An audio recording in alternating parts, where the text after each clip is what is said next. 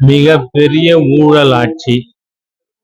ஒரு மினிஸ்டருக்கும் 60,000 கோடி 70,000 கோடி என்று இருக்கின்ற ஒரு ஊழல் நிறைந்த ஆட்சி.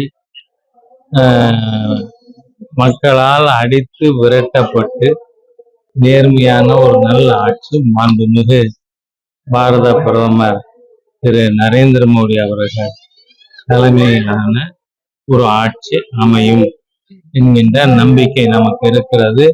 ஏனென்றால் இந்த அரசாங்கம் எந்த அளவிற்குன்னு சொன்னா அரசியல் சட்டத்தின் அனைத்து கரங்களையும் முடக்கி போட்டு இருக்கின்ற ஒரு தீய அரசு.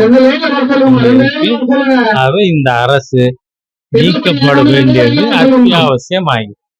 இப்ப புதிய கல்விக் கொள்கைக்கு ரொம்ப எதிர்ப்பு தெரிவிச்சிருக்காங்க சார். புதிய கல்விக் கொள்கை எதனால எதுக்குறாங்க? எதனால அவங்க ஹிந்தி பண்றாங்க அப்படின்ற ஹிந்தியை திணிக்கிற முதல் குடும்பம் ஸ்டாலின் குடும்பம் உண்டா இல்லையா?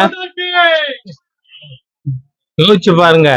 ஹிந்திய முத திணிக்கிற குடும்பம் ஸ்டாலின் குடும்பம். வெக்கமா இல்லையா? நீங்க சமச்சீர் கல்வி கொண்டு வாங்க. உங்க மக சமச்சீர் தாமரை சமச்சீர் கல்விய கொண்டு வருமா? யாரை ஏமாத்துறீங்க? அதெல்லாம் அந்த காலம். இனிமே மக்களை ஏமாத்த முடியாது. சமச்சீர் கல்வியை புறக்கணிக்கின்ற தமிழ் விரோத தீய அரசு ஸ்டாலின் அரசு.